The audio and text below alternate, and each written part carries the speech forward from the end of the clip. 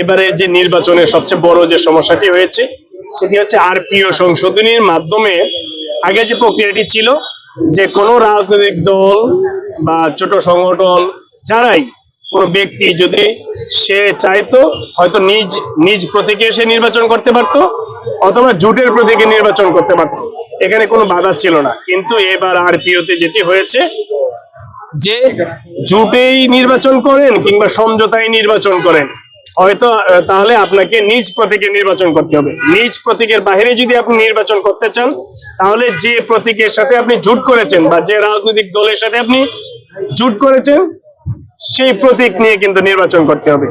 এরই ধারাবাহিকতায় আপনি জানেন যে রাশেদ খানের বাড়ি ঝিনাইদহ 2-এ কিন্তু হঠাৎ করে সমঝোতার মাধ্যমে তার সেই যে সমঝোতার আসনটি সেটি ঝিনাইদহ 4-এ হয়ে যায়, যার কারণে সেখান থেকে হঠাৎ করে আপনার ট্রাক প্রতীকে নির্বাচন করে নির্বাচিত হয়ে আসাটা অনেকটা কঠিন। সেই বিবেচনায় জনাব রাশেদ খান বিএনপির প্রাথমিক সদস্য পদ নিয়ে তিনি ধানের শীষ প্রতীকে নির্বাচন করছেন। নির্বাচন পরবর্তী সময়ে তিনি যদি সংসদ সদস্য নির্বাচিত হন তাহলে বিএনপির যে প্রাথমিক সদস্য পদ নিয়েছেন সেটি ওনার থাকবে।